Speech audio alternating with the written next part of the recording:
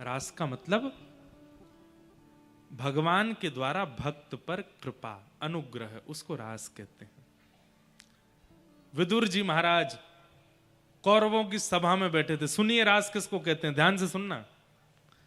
कौरवों की सभा में विदुर जी बैठे थे और शांति दूत बनकर के, शांति प्रस्ताव लेकर के द्वारिकाधीश कृष्ण आए थे हस्तिनापुर।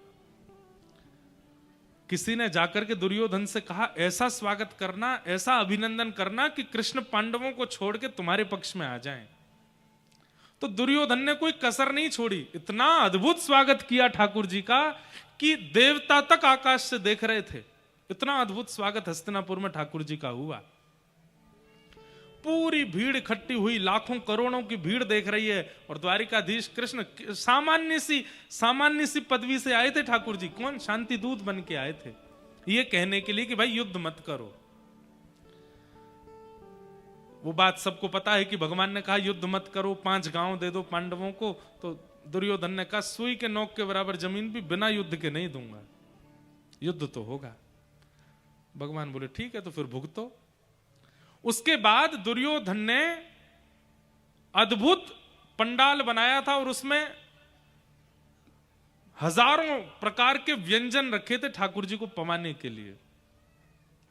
लाखों की तादाद में लोग दर्शन कर रहे थे। देख करके लोग दुर्योधन की प्रशंसा कर रहे थे, भाई ऐसी खातिरदारी, ऐसा स्वागत। ठाकुर जी गए उस पंडाल में जाकर के व्यंजनों की ओर देखा। बैठिए ठाकुर जी, आपको पवाते हैं, बढ़िया बढ़िया व्यंजन पवाते हैं। युद्ध तो होगा, लेकिन अब युद्ध जब होगा तो होगा, आप तो बैठ के प्रसाद पाओ। सब योजना थी ठाकुर जी को अपने पक्ष में बुलाने की। भगवान बोले दुर्योधन, मैं तो पहले ही कहीं और निमंत्रण स्वीकार कर चुका हूं आज का। दुर्योधन बोला मैंने इतनी व्यवस्था की है आपके आगमन की, और हस्तिनापुर में मेरे अलावा और कौन निमंत्रण दे सकता है आपको? पता ही नहीं है उनको, पीछे खड़े हैं। भगवान ने तिरछी नजर कर, विदुर जी, ये विदुर काका मुझको रोज बोलते थे मेरे घर कब आओगे, मेरे घर। पिछली बार मैंने इनसे कहा था कि अब की बार हस्तिनापुर आऊंगा तो मैं आपके घर जरूर आऊंगा। विदुरानी जी ने बड़ी व्यवस्था कर रखी है। विदुर जी बोले मैंने कब निमंत्रण दिया इनको, मैंने तो कभी बोला नहीं।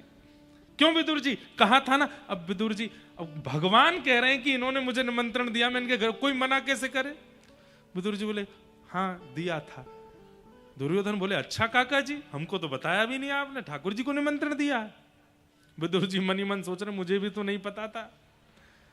अच्छा विदुर जी आप तो जाओ, मैं आता हूं, बस थोड़ी देर में पहुंच रहा हूं।